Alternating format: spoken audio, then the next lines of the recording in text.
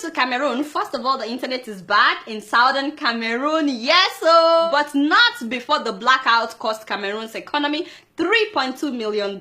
So let me tell you what has been happening in southern Cameroon. First of all, can you believe that the government is forcing secondary school students in the English part of the country, that is southern Cameroon, to write the GCE exam? That's the exam you write before you get to the university, despite the fact that these students have missed almost an entire academic year due to protests. Not only that, soldiers and policemen are parading their schools during exams. Where is that done? I've never heard of anything like that. Now, out of 180,000 students expected to write this year's GCE exam, only 40,000 registered, and more than 70% of them are from the Francophone region of the country. Now, the Minister of Secondary School said that, well, they must have been studying at home, so they must write this exam by fire by force. So he instructed the GCE registrar to create special centers for those that did not register for the exam. Listen to what a Cameroonian friend who is a lawyer, this is what he said. This is a calculated attempt by the French government to reduce the value of the most prestigious English exams in the country and replace it with French exams called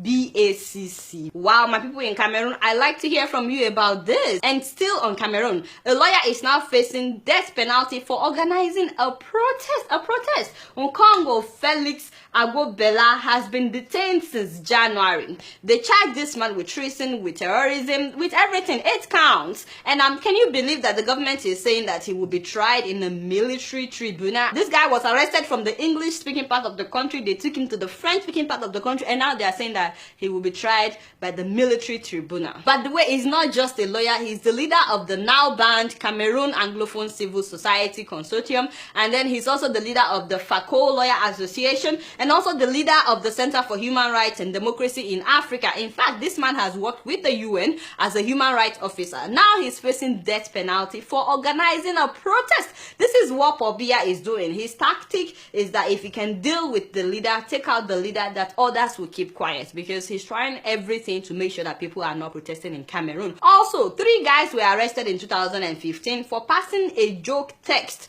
The text message that they received, they passed it among themselves. 3 of them, the text message said that Boko Haram recruits young people from 14 years old and above.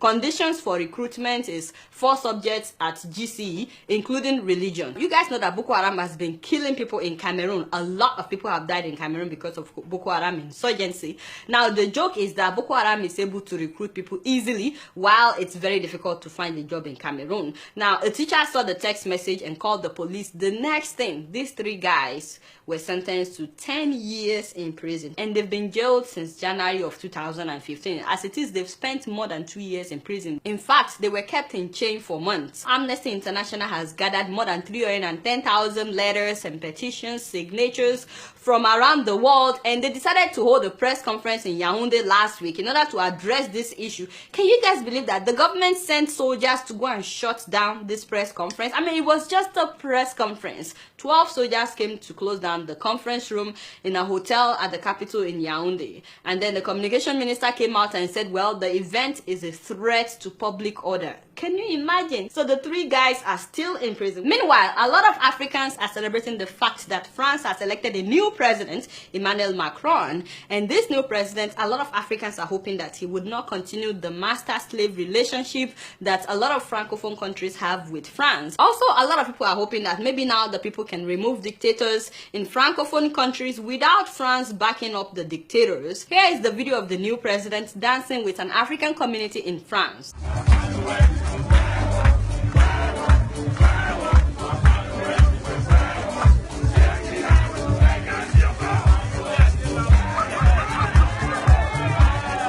Yeah, that's very nice, right? That was awesome. I'm so happy that the African community were able to meet the new president and dance with him. But can I just say, besides dancing with the president, the Francophone communities in France, you guys have a lot of work to do.